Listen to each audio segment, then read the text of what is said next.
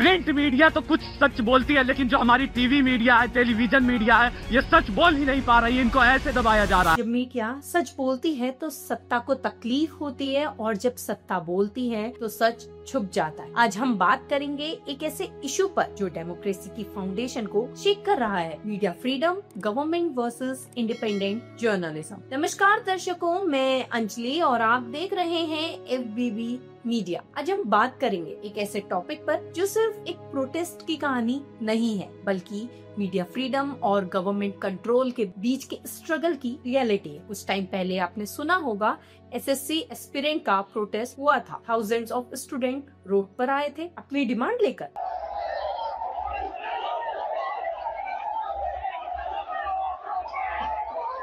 लेकिन TV news खोल के देखो तो साइलेंस, ना प्राइम टाइम डिबेट, ना कोई मेजर कवरेज। तो सवाल ये है, जब लोग सड़कों पर हैं, सिस्टम उन्हें इग्नोर कर रहा है और मीडिया भी चुप है, तो आवाज किसकी सुनी जाए? मीडिया का काम है पब्लिक इशू को हाईलाइट करना, जैसे अनएम्प्लॉयमेंट, एग्जाम्स, करप्शन या यूथ फ्रस्ट्रेशन। लेकिन जब वो कवरेज ही रोक दी जाए या डाइल्यूट कर दी जाए तो पब्लिक नैरेटिव कंट्रोल गवर्नमेंट के हाथ में चला जाता है। आखिरकार ये क्यों होता है, जानते हैं। पहला, कॉर्पोरेट और पॉलिटिकल प्रेशर। बड़े मीडिया हाउसेस के ओनर्स बिजनेस टाइम में होते हैं, गवर्नमेंट पॉलिसीज से उन्हें फ्रिक्शन नहीं चाहिए। दूसरा, fear of losing access. Reporters को मिनिस्ट्री के इंटरव्यू, ऑफिशियल स्टेटमेंट चाहिए होते हैं। अगर वो क्रिटिकल स्टोरीज दिखाएं तो एक्सेस ब्लॉक हो सकता है। Point number 3, TRP politics. Media prefer करता है कि मसाला न्यूज या यूथ प्रोटेस्ट उनके लिए बोरिंग या नेगेटिव ऑप्टिक्स होता है। अब इससे क्या रिजल्ट होता है जानते हैं। रियल इशू हाइड हो जाते हैं और एक इल्यूजन क्रिएट होता है, सब कुछ नॉर्मल चल रहा है। मीडिया को हम डेमोक्रेसी का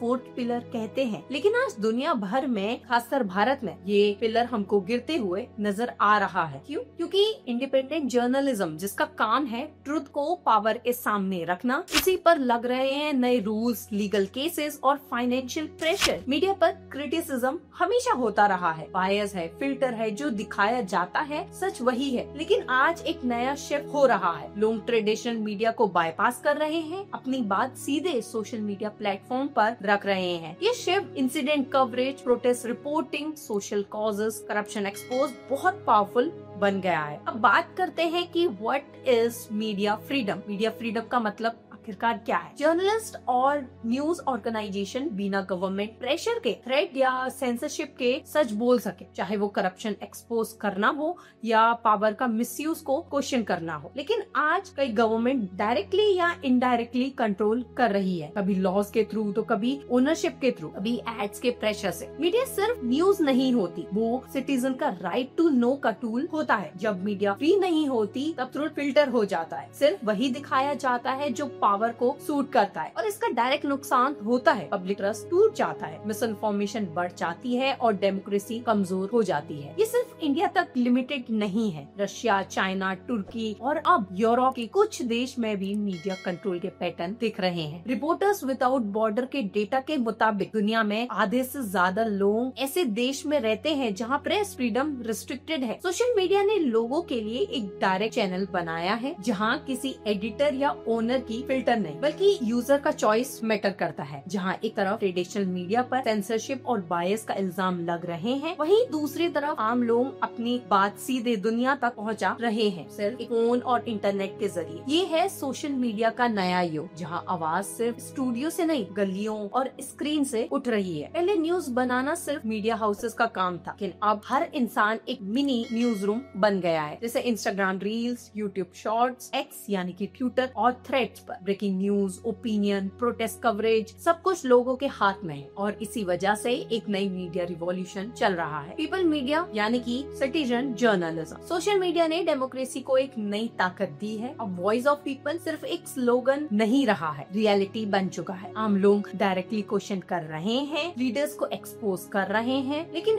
इसके साथ एक चैलेंज भी है। वो चैलेंज है मिस इन्फॉर्मेशन का। एक स्टडी के हिसाब से सोशल मीडिया पर हर तीसरी वायरल न्यूज हाफ ट्रूथ या मिसलीडिंग होती है। यानी फ्रीडम के साथ रिस्पॉन्सिबिलिटी भी जरूरी है। एक चीज तो क्लियर है, सोशल मीडिया ने पावर बैलेंस बदल दिया है। अब आवाज किसी न्यूज रूम तक सीमित नहीं रही है। हर मोबाइल स्क्रीन एक न्यूज रूम है और हर यूजर एक नया रिपोर्टर। ये नया दौर है जहाँ सच वायरल होता है और साइलेंस ट्रेंडिंग नहीं होता। रेगुलेशन जरूरी है। Hate speech, incitement, defamation etcetera control होना चाहिए, लेकिन ये इंश्योर करे कि रेगुलेशन फ्रीडम को ना दबाए। तो दोस्तों, मैं थी आपके साथ अंजलि और आप देख रहे हैं FBB मीडिया।